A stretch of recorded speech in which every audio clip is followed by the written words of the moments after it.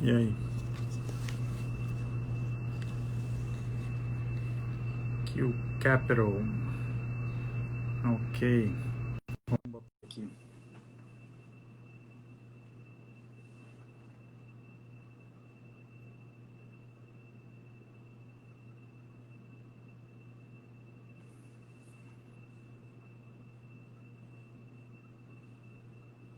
Estamos aguardando aqui a Michelle lá da Q Capital entrar. E aí, Gui? Denise? Tudo bom, pessoal? Thaís está aí também. Só esperando a Michelle entrar aqui. Maria.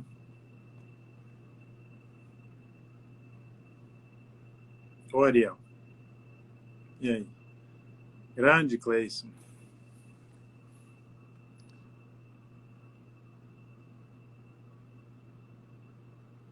Estamos aguardando aqui. Key Capital is unable to join. Por que, menina? Que você não consegue entrar aqui. Pronto, fiz o convite, vamos ver. Só dá o OK, confirma e entra.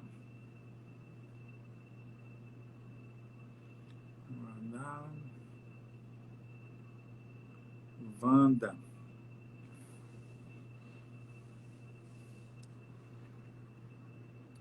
Por alguma razão a Michelle não está conseguindo entrar. A gente estava lá no dela, ela convidou e aí o negócio estava kicking me out. Vamos ver. Waiting for Q Capital.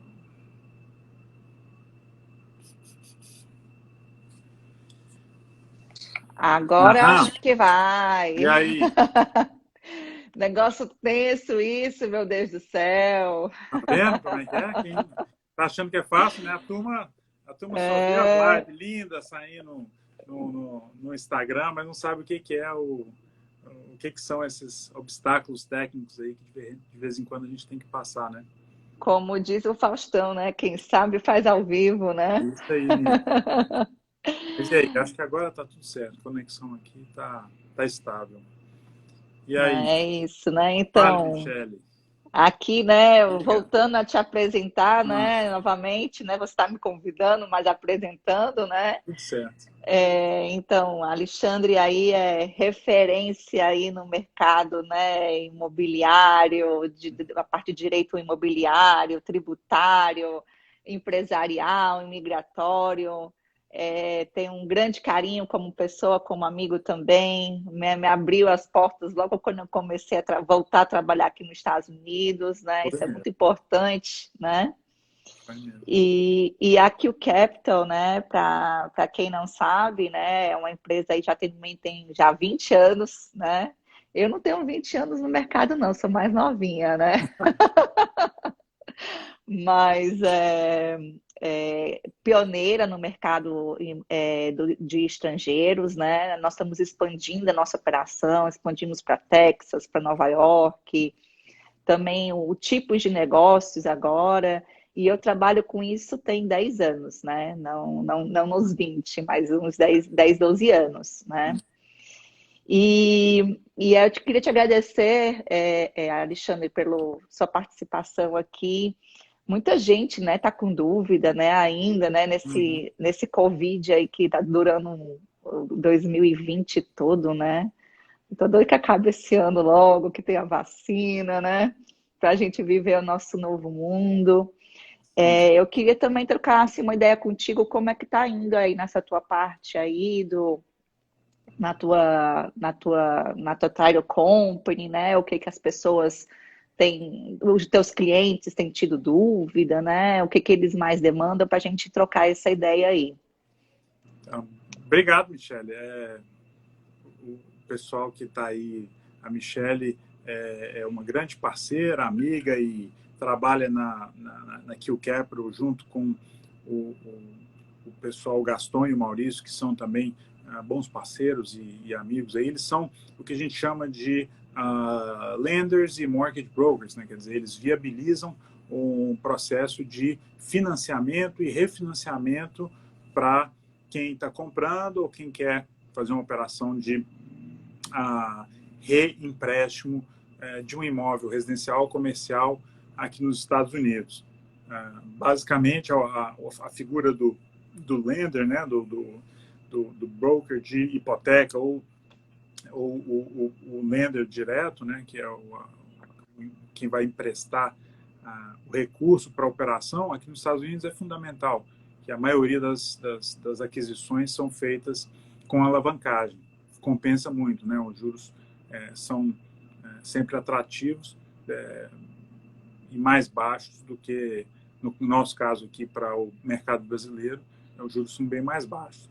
Aqui, para nós, a pandemia Michele, deu uma esquentada no mercado. Não sei, acho que a gente tem alguns clientes em comum, né, que a gente trabalha aqui como Title Company, nós somos companhia de escrituração de título, né, e aí quando, por exemplo, o pessoal da Michele tem lá um fechamento imobiliário para ser feito, manda para a gente para fazer a escrituração, a pesquisa do título, etc.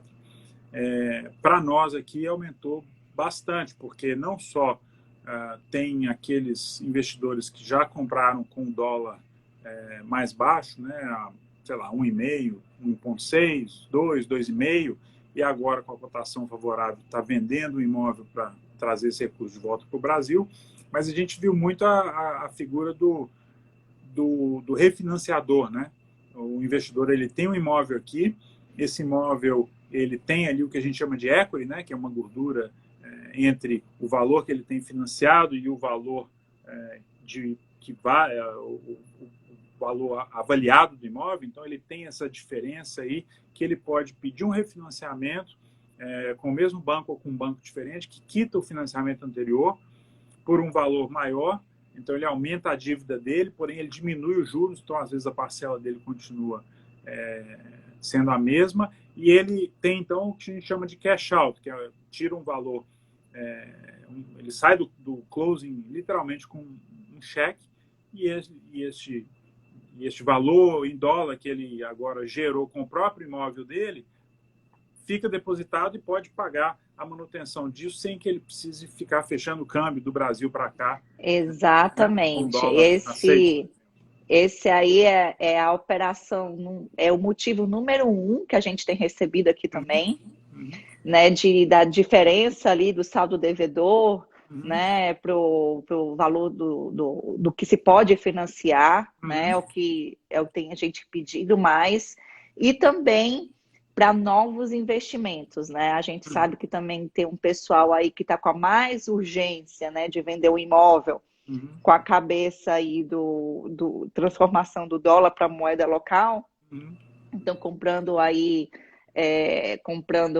à vista, né, com o dinheiro do cash out, e até investimento aí no mercado financeiro, né? A gente tem visto esse movimento, fiquei muito feliz, né, em estar trabalhando muito no Covid, como a gente falou antes, um pouquinho, né, trabalhando, sei lá, 10, 12 horas por dia, num ritmo, assim, muito, muito acelerado mesmo. A gente sabe que existe algumas restrições em termos de reserva, em termos de tipo de negócio que o cliente tem, mas é lindo como que os bancos eles estão dispostos a emprestar sem nenhum problema, sem nenhuma dificuldade. Os processos, cada um com o seu home office, né, trabalhando. Aqui a gente está trabalhando mais, está vindo muita gente respeitando os limites, né, para não estar com a questão do Covid, mas que a gente gosta de estar no ambiente de trabalho. Mas é incrível como a gente vê que os bancos conseguiram se organizar, e tem banco que está trabalhando mais rápido ainda do que fazia no próprio escritório, né? Melhorou um pouco o processo, né, por incrível que pareça. E a Alexandre me fala assim, né, nessa questão remota, que a maioria aí dos meus clientes perguntam, né, como é que está sendo feito aí também? Explica para o pessoal aí como é que está sendo os closings, né? O closing do residente, pro não residente, né? Essa que é a grande dúvida do momento. Como é que está sendo feito isso daí? Então, sob o ponto de vista quer dizer, legal da transação, a gente tem algum... pré-Covid já existia essa tendência de bancos aceitando os fechamentos à distância. Então, nós, através de procurações assinadas pelo proprietário do imóvel, pelo representante da empresa que controla o imóvel, que é proprietário do imóvel, a gente já estava conseguindo fazer esses fechamentos sem a presença aqui do vendedor, do comprador. Alguns bancos ainda seguiam o modelo tradicional em que o documento da hipoteca, né, e a nota promissória e a garantia pessoal tinha que ser assinada pelo beneficiário final daquilo ali, pelo comprador ou pelo vendedor. A solução, então, que estava sendo dada para isso era ou a gente enviava esse pacote, essa documentação para o cliente, vamos supor, está lá no Brasil, recebeu, aí, de novo, tem banco que estava aceitando a assinatura do cliente, com firma reconhecida em cartório brasileiro, já bastava, e chegava aqui, a gente só precisava notarizar e certificar isso, ou então os bancos mais tradicionais, mais minuciosos, estavam pedindo para ainda fazer aquela famosa notarização consular, né? Sim. E aí, enviar a documentação para o cliente lá no país de origem dele, ele se dirige a um consulado americano, ele assina na frente do agente consular e o agente consular, então, certifica aquela assinatura. Com a pandemia, o que aconteceu? Os consulados estão fechados, né? Então, essa operação aí de enviar o cara para o consulado já foi por terra. Os bancos tiveram, então, que aceitar as assinaturas via cartório ou as operações aqui com procuração. E essa procuração, então, ela pode ser assinada pelo cliente lá, a gente dá fé e fecha representando o comprador, ou o vendedor, ou o refinanciador aqui no escritório e tudo remotamente. Então, em termos de agilidade do processo, com a pandemia, acabou forçando uma tendência que já vinha acontecendo e isso acelerou essa tendência, que é aceitar que a transação seja feita, óbvio, com a interferência e com a representação de um advogado, mas sem a presença do beneficiário final. E também com a nova notarização online, quer dizer, hoje você não precisa, o notary, né? Nós temos notaries aqui, que funciona como uma espécie de um cartório, né? Você reconhece aquela assinatura ou a cópia daquele documento com um carimbo físico. E agora isso pode ser feito eletronicamente. E a gente tem essa certificação aqui dentro também para essa notarização, né? Esse electronic notarization, para reconhecer documentos e assinaturas de forma eletrônica, ou seja, sem a necessidade de presença física. Isso aconteceu pouco antes do Covid e veio a calhar agora. Então, em termos de agilidade, a gente tem conseguido dar vazão a um volume de closings maior até do que antes. Porque o movimento, a procura aumentou, né? As necessidades aumentaram, quer dizer, tem mais gente vendendo, refinanciando e até comprando, porque se tem gente vendendo é porque tem gente comprando. Então, o movimento, de uma forma geral, dessas escriturações aumentou. Mas também porque hoje a gente está com mais ferramentas aí à disposição para fazer isso tudo à distância eletronicamente.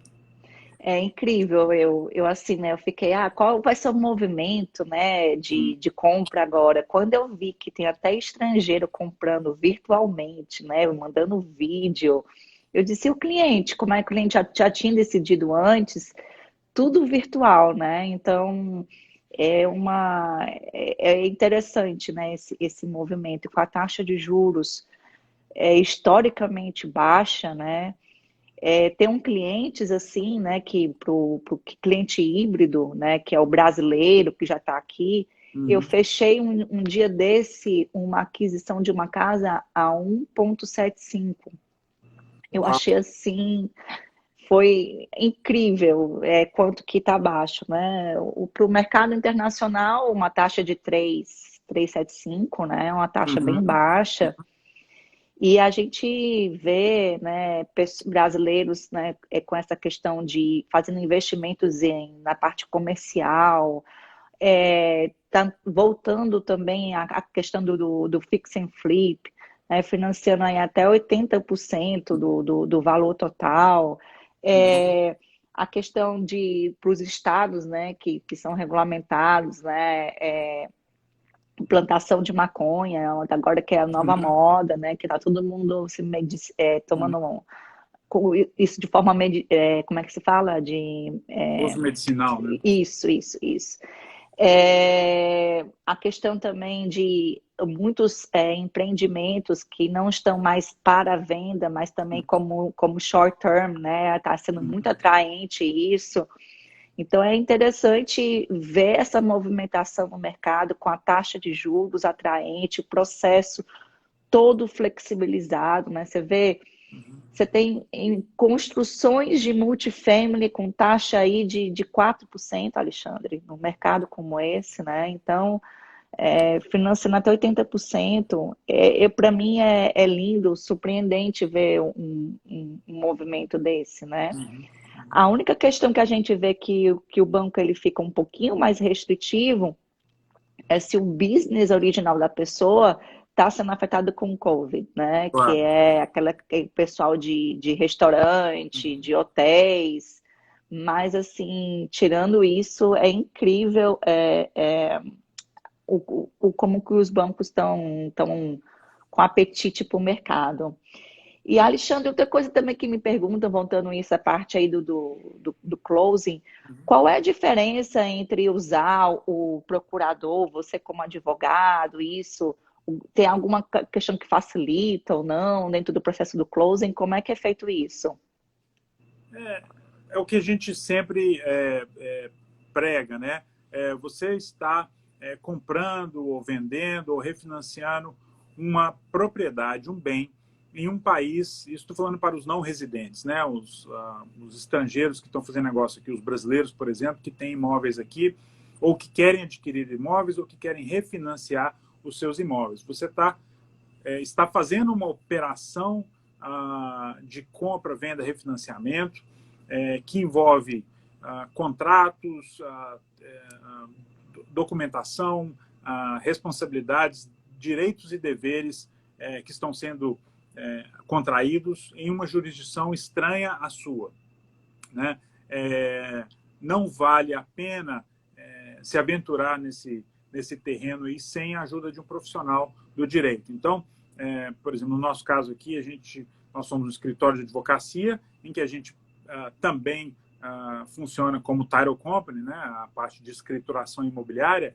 Então, na maioria dos negócios, nós funcionamos tanto como advogados, né, do cliente, então o aconselhador jurídico do cliente em relação às cláusulas daquele contrato, os termos, o acompanhamento da negociação, o acompanhamento do processo aí junto com vocês, o banco, o advogado da outra parte,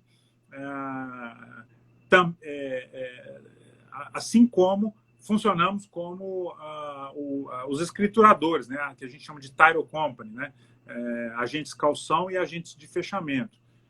São papéis diferentes que, no caso de um escritório de advocacia, podem ser desempenhados pela mesma figura. Ou seja, você não precisa de ter um advogado e uma title company. Você vai para um escritório de advocacia que é especializado em uma das especialidades é o direito imobiliário. Normalmente você vai encontrar esse one-stop shop. Né? Você pode fazer o title, que é a escrituração, o seguro da escritura, a pesquisa do histórico daquela propriedade, juntamente com o aconselhamento jurídico em relação aos contratos que você está assinando. Então, lógico que o uso a contratação de um advogado ela só vem a complementar. Não quer dizer que a gente não atue apenas com, né, como a gente diz, em vez de usar os dois chapéus aí do advogado e da Title Company, em alguns deals a gente trabalha apenas como advogado. Um exemplo, normalmente quem escolhe a Title Company, o agente de fechamento aqui no estado da Flórida, é o comprador. Então, se a gente está representando o vendedor, nós não vamos estar atuando como escrituradores. A gente vai estar representando o cliente para aconselhamento jurídico. Isso é normal. Muitas vezes, na representação do cliente que está comprando ou refinanciando, aí sim, nós somos o advogado e a Title Company. E outros casos também que, de repente, por exemplo, o cliente ele já tem o advogado dele para questão contratual e ele quer nos eleger apenas como agente de calção e agente de fechamento. Isso acontece também, não é raro a gente trabalhar em um negócio ou trabalhar em um deal, fazer uma escrituração em que nós não atuamos diretamente como advogados. Então, tem essa diferenciação, mas normalmente é interessante ter o advogado, a Title Company ela é necessária, o seguro da escritura ele é opcional, né?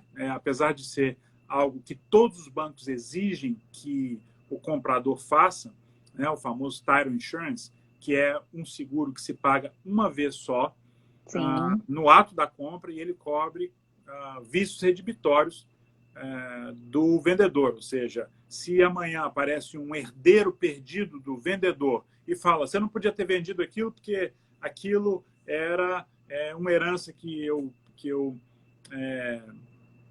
recebi, você não podia ter comprado aquilo, né, do meu falecido pai, sei lá, que aquilo era uma herança minha e ele vendeu, como é que é, o inventariante dele vendeu sem saber que eu estava vivo ainda e tinha direito a essa propriedade. Por exemplo, o seguro da escritura cobre uma situação dessa. Outro dia eu estava conversando com um canadense, o canadense estava comprando à vista e como não é obrigatório você comprar financiado, o banco exige que você faça o seguro da escritura, então já está incluído ali nos custos de fechamento. Quando é à vista, o cliente ele questiona, né? Para que eu preciso de um seguro da escritura? Aí eu peguei a lista para ele, de um dos nossos underwriters, a gente trabalha com Old Republic e com a Fidelity, que são 2 dos 3 maiores dos Estados Unidos. Aí tem uma lista, a listinha do que de repente pode acontecer que o seguro da escritura o cobre em caso de uma dessas situações aqui. Então, a assinatura errada de documentos, erros na hora de registrar esses documentos, fraude, herdeiros perdidos, impostos não pagos. De repente aparece um imposto municipal lá atrás que não foi pago e aí de repente vem atrapalhar a sua propriedade ou vem anexar, eles anexam um lien, né, fazem uma alienação na sua propriedade por um imposto pago que não foi pago lá atrás e não apareceu na pesquisa, julgamentos, sentenças e alienações não pagas, hipotecas que não foram quitadas lá atrás, a incompetência mental, por exemplo, de um vendedor, ele está ali vendendo uma propriedade, você está comprando, e de repente ele é declarado incompetente, ele foi declarado incompetente mentalmente, você nem sabia, ele não poderia ter praticado aquele ato ali. Nossa, eu não sabia desse daí. Muito bom. A pessoa se passar pelo dono, né, que é o impersonation of the true owners, por incrível que pareça, aqui no sul da Flórida, tem isso ainda, o cara se passa por dono de uma propriedade, vai até o final da transação, vende, recebe, e quando foi ver, você não comprou do verdadeiro dono.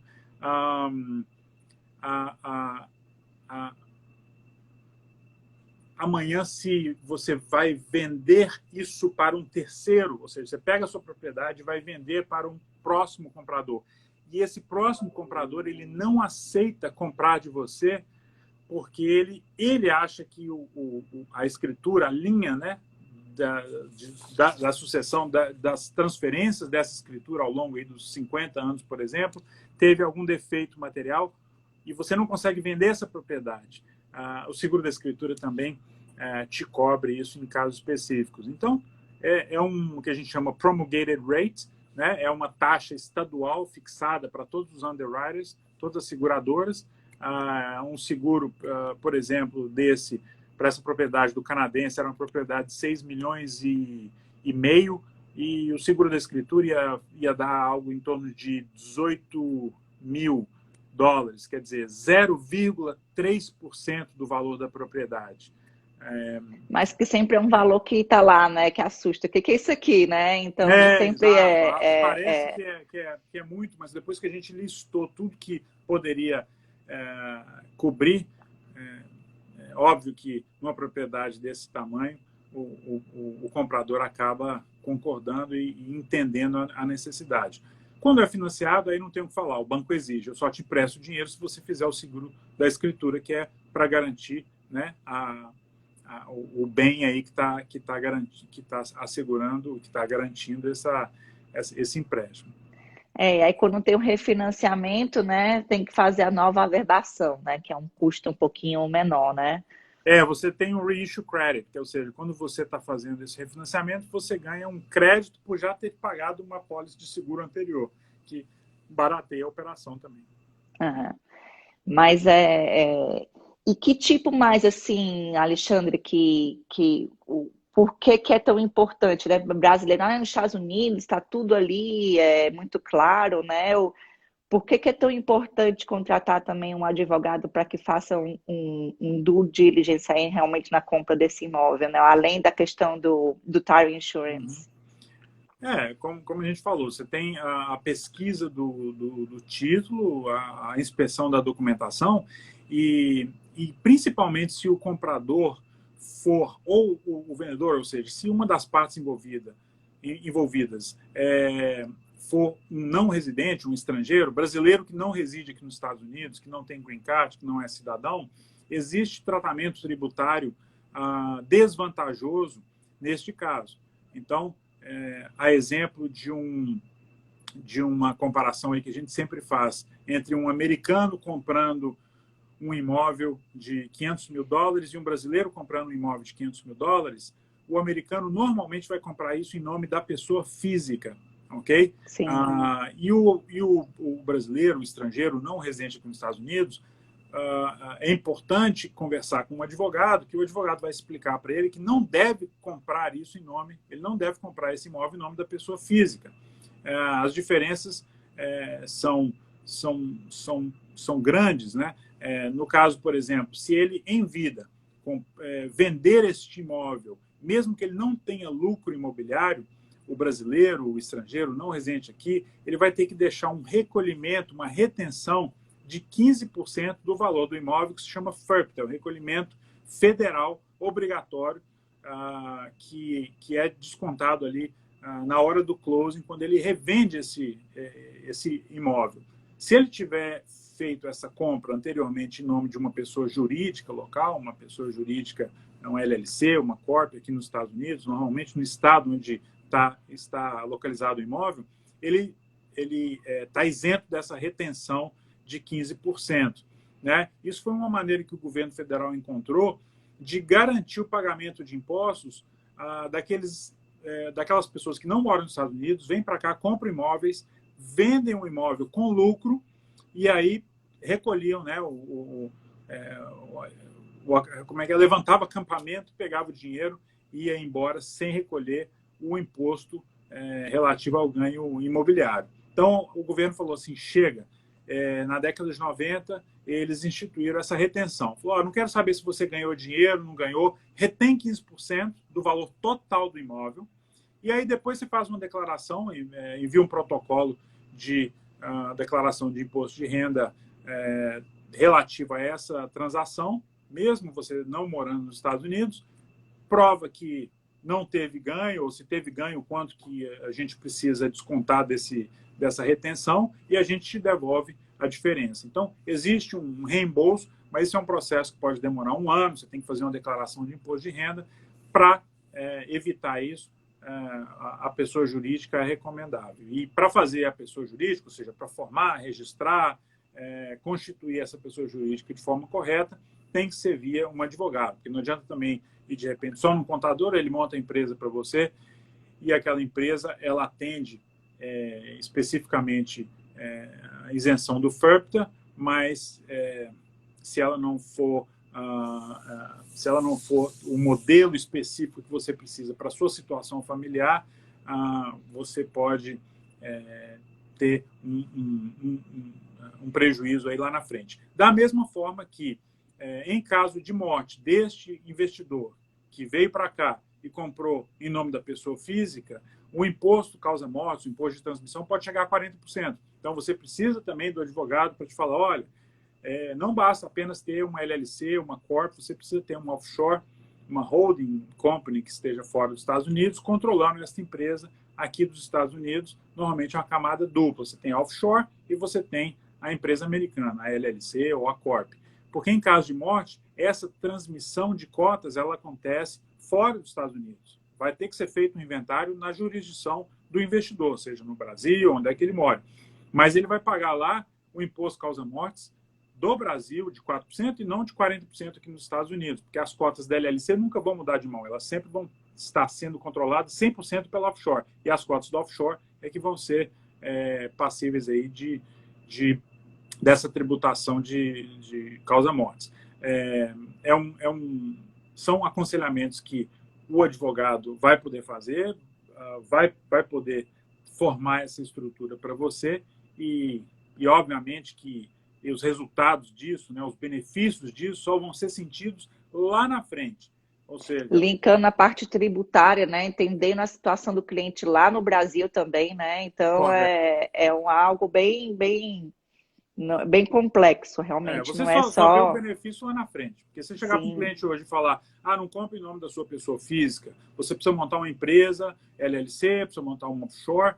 Ele fala, bom, eu vou gastar um dinheiro aí para montar essa estrutura, mas que benefício eu tenho? Eu vou comprar do mesmo jeito, ou seja, na hora da compra, o valor, ele só vai...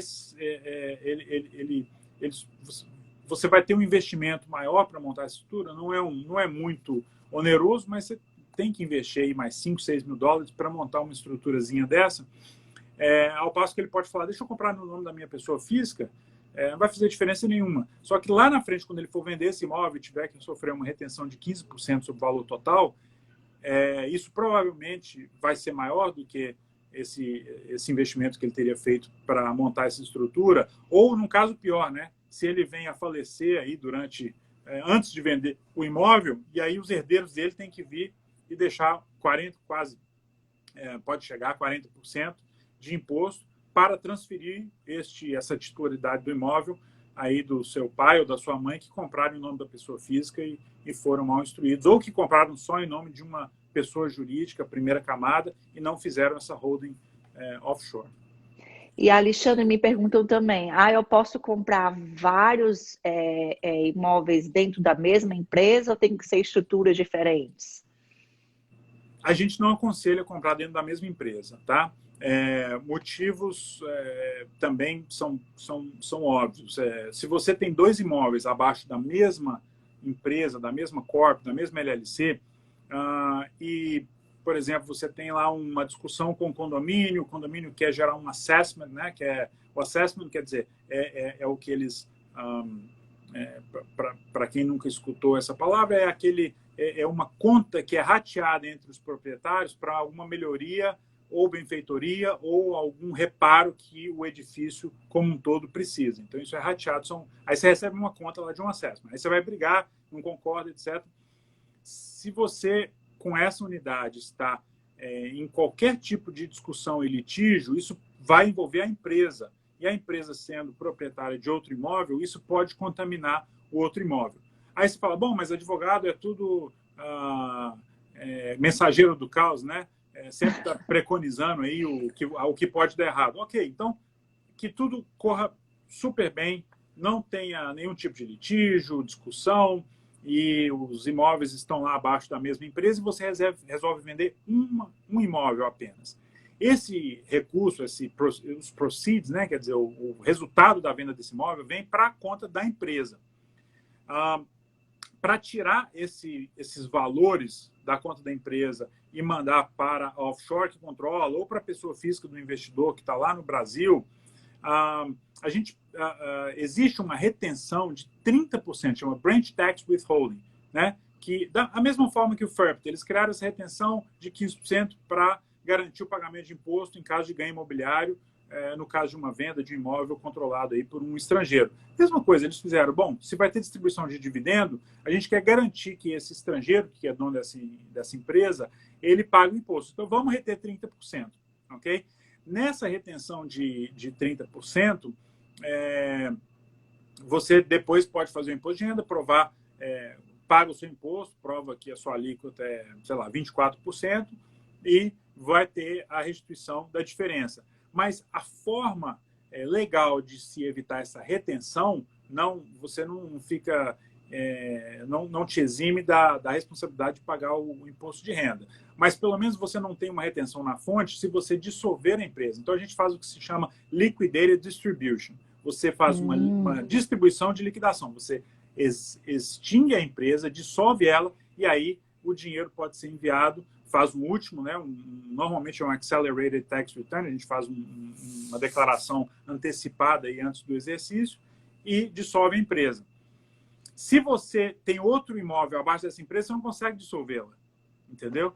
Então, a movimentação financeira vai ficar engessada. Por isso que é tão barato, fácil, desburocratizado, para você abrir e fechar uma empresa nos Estados Unidos. Por esse motivo, a gente sempre aconselha, monta outra empresa, você tem uma holding patrimonial offshore.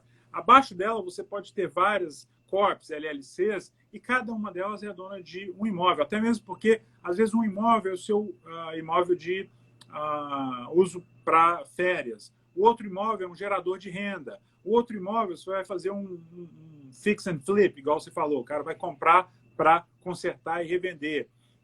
E aí, nessa daí, ele não quer encerrar, não quer levar o dinheiro para o Brasil, ele quer pegar e reinvestir isso. Ele teve um lucro, ele quer reinvestir na próxima propriedade. A gente faz, então, um 1031 exchange, né? Que é aquela troca, igual no Brasil. Você pode fazer uma rolagem dessa sua obrigação tributária, essa sua obrigação de pagar o imposto, você simplesmente prorroga ela se a gente faz esse procedimento que chama troca 1031. E isso você vai fazer com aquela empresa específica que era dona daquele imóvel e que vendeu e que comprou o próximo imóvel. Então, por esses motivos aí, a gente acha que continua sendo vantajoso ter um imóvel abaixo de uma empresa, cada empresa ter apenas um imóvel, ou seja, cada imóvel está abaixo de uma empresa específica, todas elas podem estar abaixo da holding. E isso pode ser montado igual Lego, né? Você não precisa, de repente, falar assim, não, tenho planos para conquistar o universo, então eu já vou montar 20 empresas aqui ao mesmo tempo. Não precisa, monta uma empresa, depois você vai comprar o próximo imóvel, monta a outra, de repente vendeu esse imóvel, quer fazer um 1031 exchange, mantém a empresa, quer levar o dinheiro para fora, quer repatriar o dinheiro, a gente dissolve a empresa. Isso pode ser montado e recolocado da forma que o investidor precisar. E isso daí é para realmente os números, né, ficarem atraentes, né, na hora do investimento, que eu acredito que nós estamos num momento muito bom agora de aquisições, de negócios comerciais, né? Uhum. Eu acredito que, pelo menos aí no nosso lado aí do mercado estrangeiro, infelizmente a gente está tendo muitos restaurantes, né, que vão fechar as portas, que não vão aguentar aí, segurar essa onda por muito tempo, mas aí vem o mercado internacional que precisa, né, de uma geração de renda aqui nos Estados Unidos para justificar, né, e vai comprar aí, né, essa questão dos hotéis, ou dos restaurantes, para poder gerar renda aqui e depois, por consequente, né, vender, né? Claro. Então eu acho que esses planejamentos é muito importante para que realmente a pessoa consiga, vou comprar um restaurante, eu vou comprar um hotel, eu vou comprar um prédio de short term, de um multifamily, ele realmente esteja muito organizado, estruturado pelo um advogado, né, completo como você, para os números fazerem sentido, né? é muito importante, não é? Não é só chegar lá, meu amigo que é corretor, ou meu amigo que é um contador, deixa eu fazer aqui, né? Sim, sim. É, e me diz um feedback aí teu, assim, não é nem tanto, mais também como advogado. Você recebeu muita demanda de pessoas se querendo se inscrever naquele programa do Forbearance Program? O que foi que você recebeu de questionamento com isso daí? Sim, foi logo no início do lockdown, né? O Sim, pessoal desesperou e falou: ah, meu restaurante está fechado, meu hotel está fechado, o meu inquilino não está me pagando, ou então eu não tô podendo, não vou poder viajar para os Estados Unidos. E todos eles com o mesmo problema. E a hipoteca, como é que faz? A parcela ali da hipoteca mensal. Os bancos lançaram não lançaram, mas disponibilizaram esse programa que já existia há muito tempo. Aqui na Flórida, é muito comum utilizar os bancos disponibilizarem esses programas de forbearance ou deferment, né, que é de prorrogação ou adiamento em caso de desastres naturais. A gente tem temporada de furacão todos os anos, de março a novembro, então é normal que ah, todos os anos, se tiver um desastre natural aí que atinge em cheio alguma região, o banco então disponibiliza essa opção que é suspender os pagamentos por 90 dias, normalmente são 90 dias, e esses pagamentos então são jogados para o final da fila lá, se você ainda tinha, sei lá, 120 pagamentos para fazer, isso vira 123 pagamentos lá no final. Então, esse programa de forbearance e deferment, ele não é nada novo.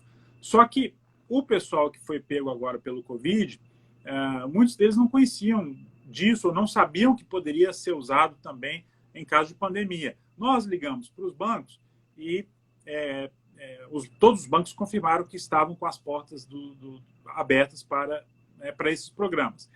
Nós atendemos muitas pessoas que só precisavam da informação e do direcionamento correto. A gente atendeu muita gente que, isso sem cobrar consulta ou qualquer serviço atrelado, a gente simplesmente informava, vai no seu banco, pergunta sobre o programa funciona assim, etc.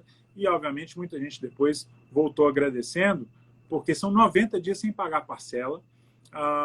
Você pode fazer isso com carro também, né? com o sim. leasing do seu carro ou com a hipoteca da sua casa, do seu imóvel. O banco é o que a gente fala no questions asked, quer dizer, o banco, quando ele disponibiliza o programa, não existe um processo de avaliação para ver se você se qualifica. Você automaticamente, às vezes o banco ele tem um streamline process, né? Você liga no 800, aperta lá na opção 3, ok, você já está dentro do programa. Conversamos em 90 dias. Então, tinha muitos bancos que estavam facilitando.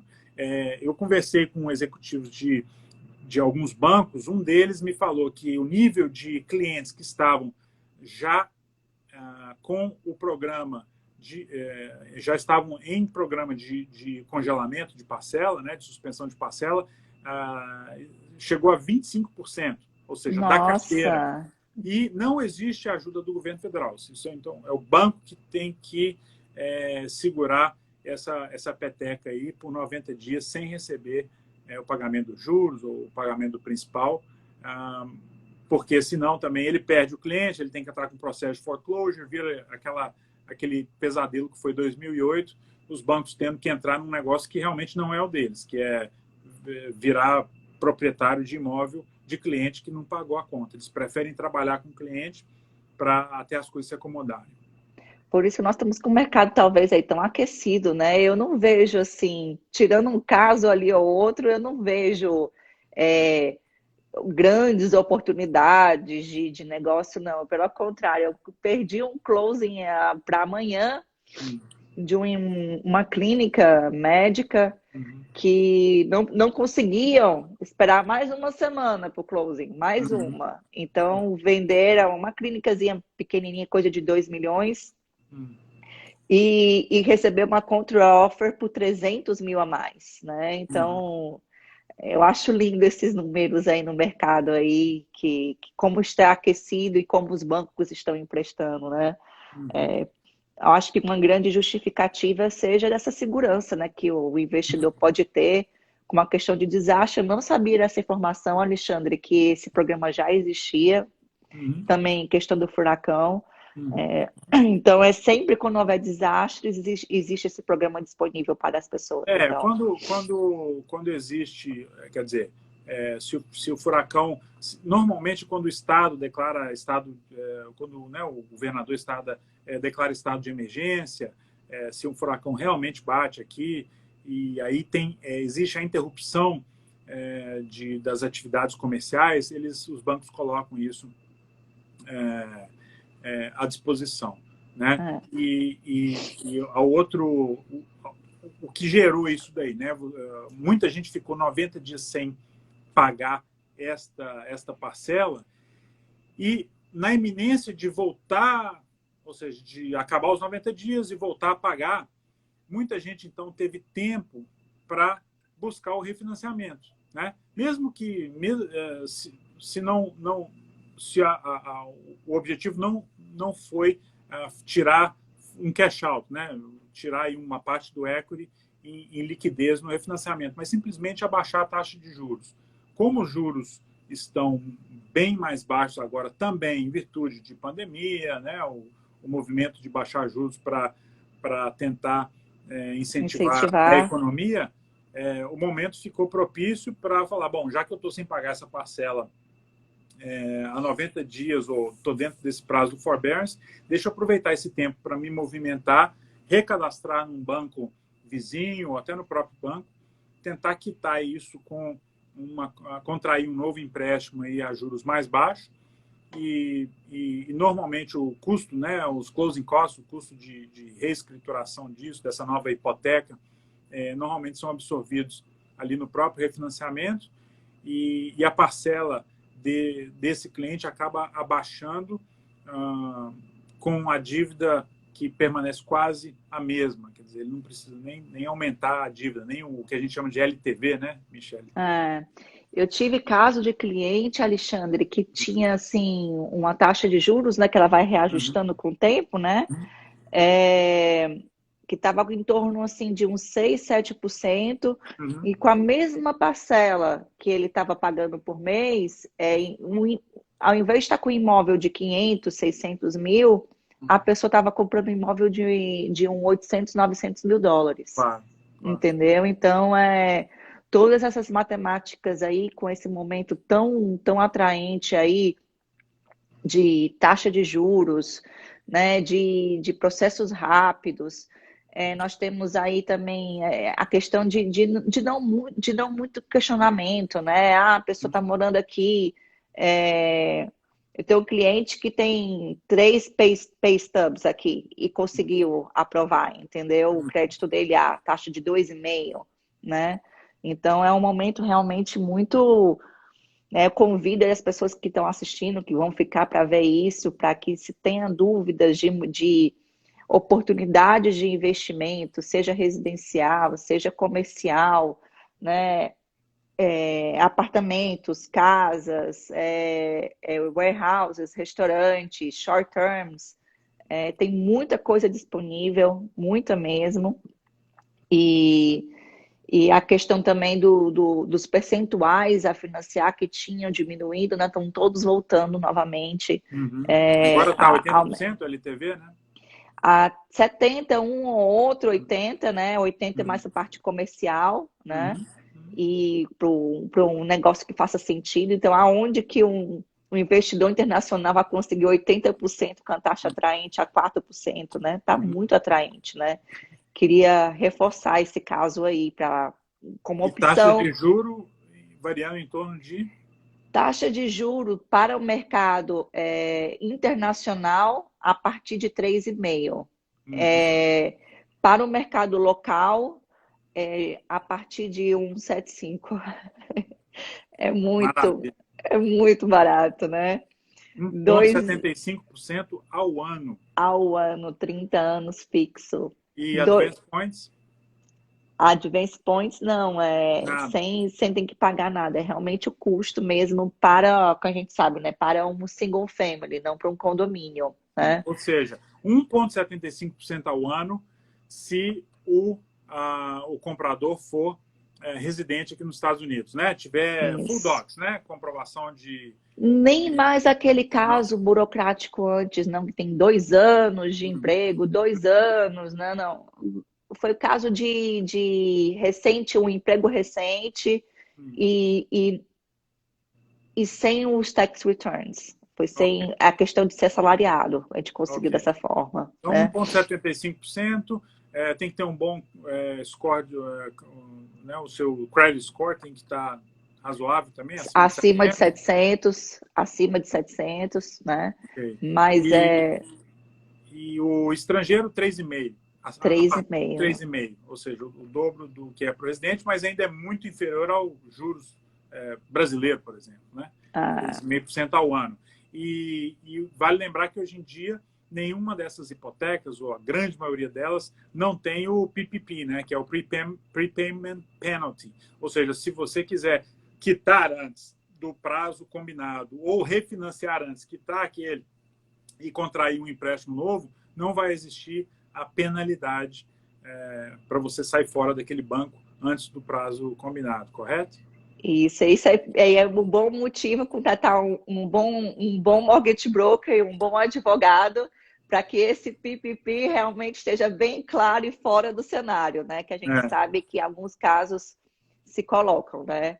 É é, importante falar aonde que estão os custos, né? Que o é. custo esteja todo ali muito claro para os clientes, para que não tenha essa surpresa aí depois. E ainda existe a figura do private lender, né? A gente fecha alguns deals aqui onde o comprador, por algum motivo, não qualifica para bancos tradicionais, né? Não qualifica para essas condições aí de 1,75, se for local, 3,5 se for internacional, mas ele já colocou um depósito em calção, né? Já tem um escrow deposit ali, que se ele passar do prazo que ele tem para conseguir o financiamento e ele tiver que cancelar o negócio, ele perde esse depósito.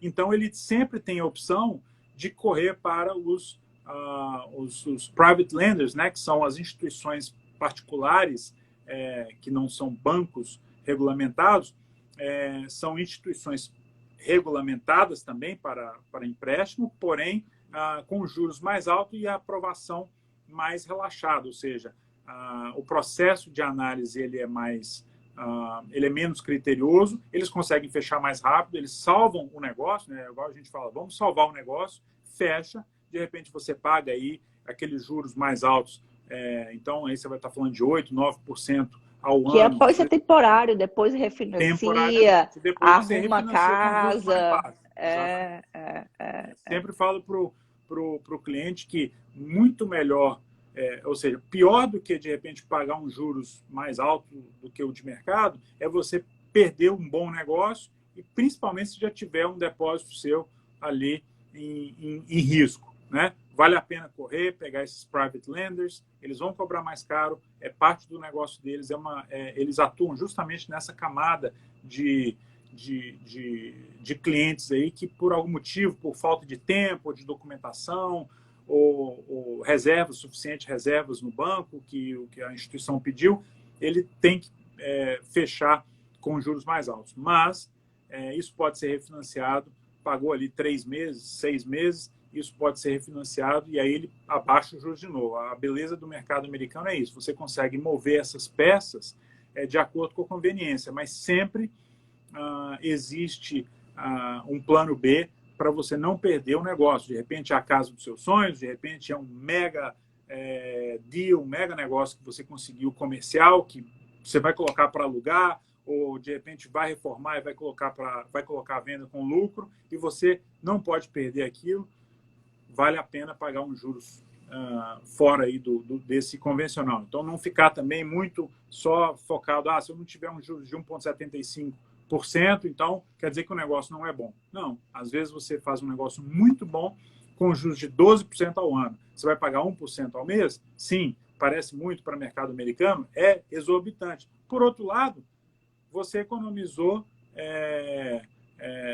o seu, né, não perdeu o seu depósito, você de repente vai ganhar dinheiro em cima da revenda desse imóvel que vai superar esses 2, 3, 4% de juros que pagou aí ao longo de 90 dias, 120 dias, até se você realizar o lucro disso daí. Então, não pode ficar só preso em institutional lenders, né, os bancos convencionais, que existem outras opções por aí. E agora também está pegando muito forte também para o mercado internacional a construção civil, né, desse tipo de recurso, né? Então, o construtor que não tem experiência, que não qualifica, né, para toda a documentação para um banco convencional, tem muita gente que está vindo para cá, a gente está com a demanda nós estamos bem busy com a demanda aí de construtores brasileiros, internacionais, para construção construção de imóveis, né, aqui na Flórida, com esses recursos e com essas facilidades, que consegue alavancar negócio e produzir logo, né? Correto, correto. O importante a gente sempre diz o seguinte: mais vale um mau acordo do que uma boa briga, né? Se de repente você você pode fazer uma analogia com esses negócios imobiliários também. Às vezes, existe uma discrepância ali, até poucos, sei lá, no dia do closing. Um teto que apareceu, que não estava na inspeção, etc. Vale mais a pena, de repente, separar um valor em calção. Fecha o negócio, separa um valor em calção. Quer dizer, se você for o vendedor, e o comprador exigir que aquele teto seja, que aquele telhado seja consertado, você fala, ok, desse valor que você está me pagando, o advogado segura uma parte ali em calção até eu resolver esse problema, mas pelo menos vão fechar o negócio, e aí, com o certificado de conclusão dessa melhoria ou daquele do conserto que é necessário, que não apareceu na inspeção, ou apareceu, mas aí não foi discutido quem que ia arcar com aquilo, a gente libera isso. Isso é outra figura importante deste agente de fechamento, ou seja, do advogado que segura esses valores em calção. Diferentemente do Brasil, que você, ao comprar um imóvel, você dá o dinheiro na mão do comprador, ou recebe, né, da mão do vendedor, e na hora da escrituração, qualquer problema que tenha, fica ali aquela briga entre comprador e vendedor. Aqui, o advogado, a title company, o agente de calção, ele funciona como um intermediário neutro, quer dizer, ele segura os valores, ele segura a escritura, a documentação, e na hora do closing é trocado chave por dinheiro, quer dizer, documentação pelo pagamento. E qualquer problema que exista, qualquer discrepância que não seja resolvida em termos comerciais, você tem sempre essa saída de deixar algum valor preso, né, retido em conta calção do advogado até que seja resolvido. Então, a gente já teve casos de valores que ficaram parados aqui na conta calção 3 anos. Nossa. Quase 3 anos. Teve um caso que era para tirar multa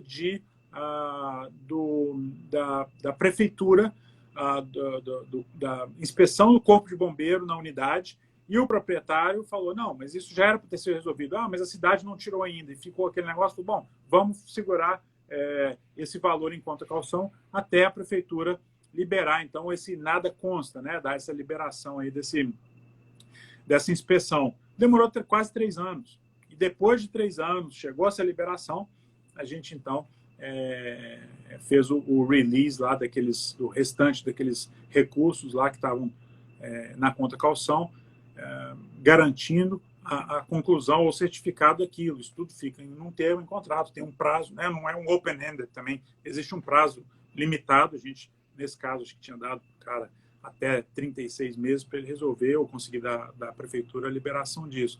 Então, tem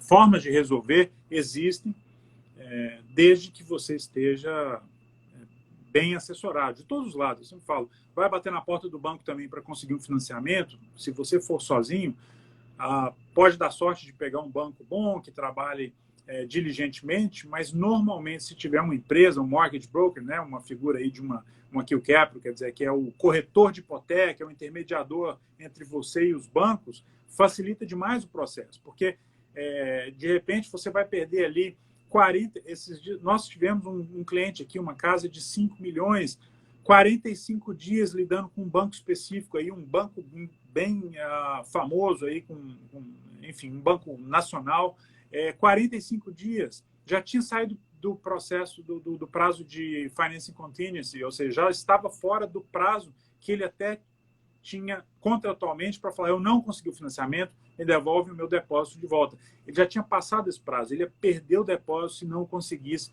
fechar aquele negócio. O banco enrolou 45 dias, no final falou: desculpa, não vai dar para te liberar. Não, e no início, né, não, vai dar, tá tudo certo. De repente, um corretor de hipoteca já consegue te economizar essa dor de cabeça. Por sorte, esse cliente tinha um recurso para comprar à vista, acabou fazendo o financiamento, acabou fazendo a aquisição à vista. Mas e se de repente ele não tivesse a condição de completar essa transação sem precisar de alavancagem, ia perder um depósito no valor de 5% de um bem de 5 milhões, nós estamos falando de US$ 250 mil. Então, não compensa correr esse risco, né? Sim, sim, sim.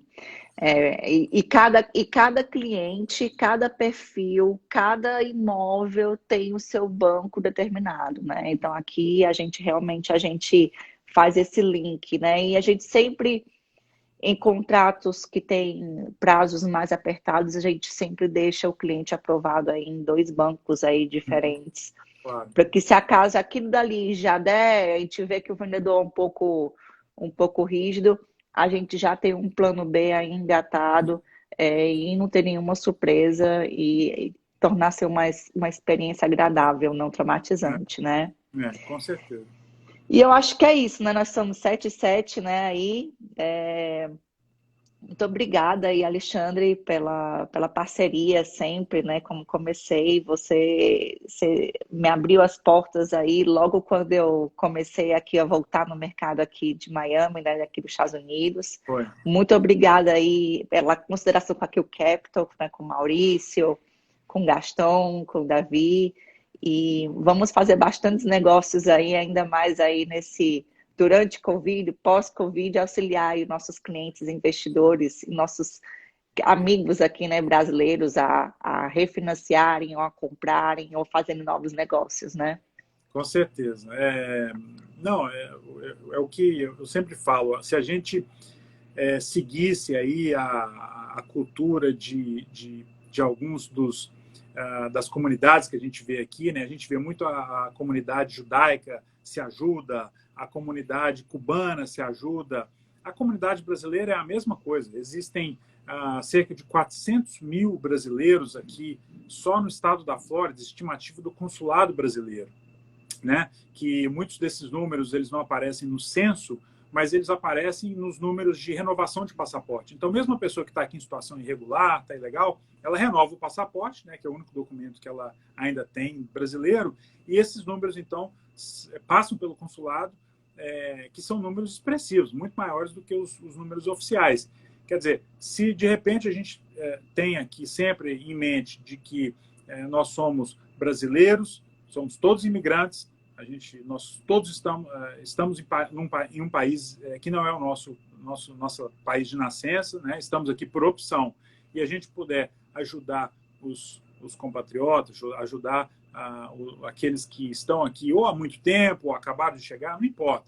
Mas se a gente puder prestar um serviço de qualidade, um serviço em português, principalmente, né? Porque não adianta simplesmente falar a língua, existe entender a realidade do brasileiro, entender a realidade de quem veio do Brasil.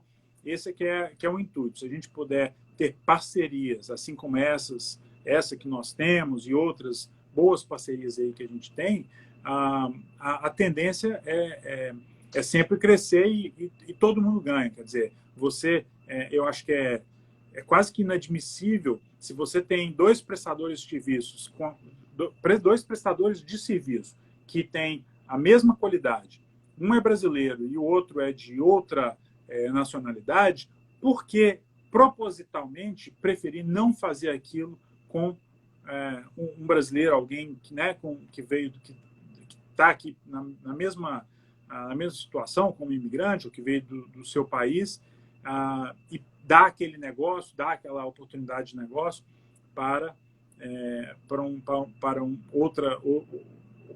outra pessoa que não seja alguém que possa ser da sua comunidade. Eu acho que a gente deve sim, e isso não tem nada a ver com a favoritismo ou a discriminação, isso é simplesmente dar preferência para, em igualdade de condições, fazermos negócio entre nós primeiro, entre os brasileiros. É uma comunidade muito forte, muito atuante, com excelentes profissionais, e a cada dia mais fica provado de que a gente consegue, às vezes, prestar um serviço muito melhor do que muitos profissionais que estão aí já há vários anos e que se ajudam entre a comunidade dele, né? Eu sei muito bem aí, por exemplo, tem o Gaston, o Maurício, que estão na comunidade argentina, estão na comunidade judaica, todo mundo se ajuda. A comunidade brasileira precisa ter um pouco mais desse espírito aí de cooperação mútua.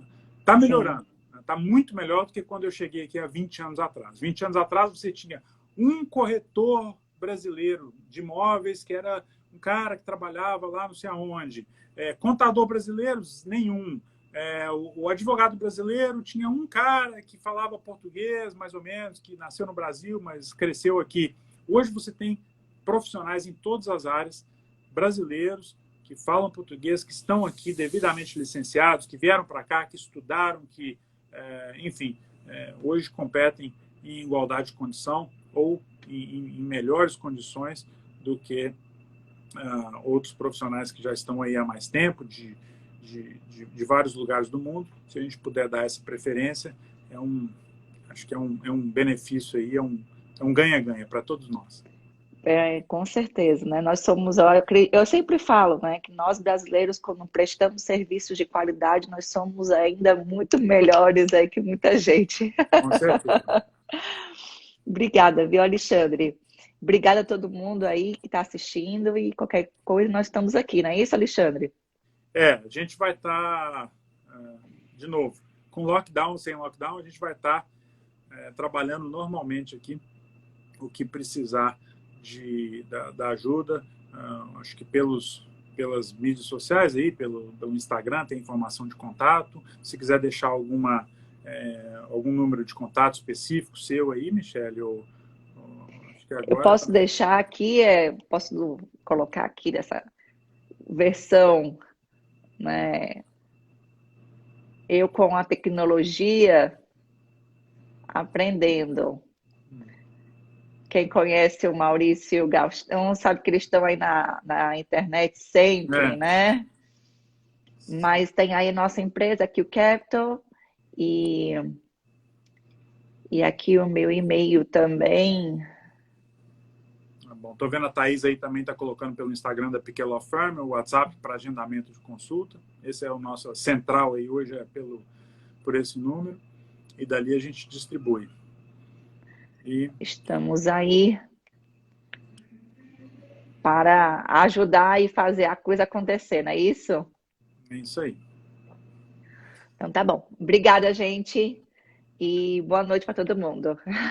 Tchau, obrigado, Michele. Obrigado. Tchau, obrigada. Não, obrigada. Um abraço. Um prazer sempre. Tchau, tchau.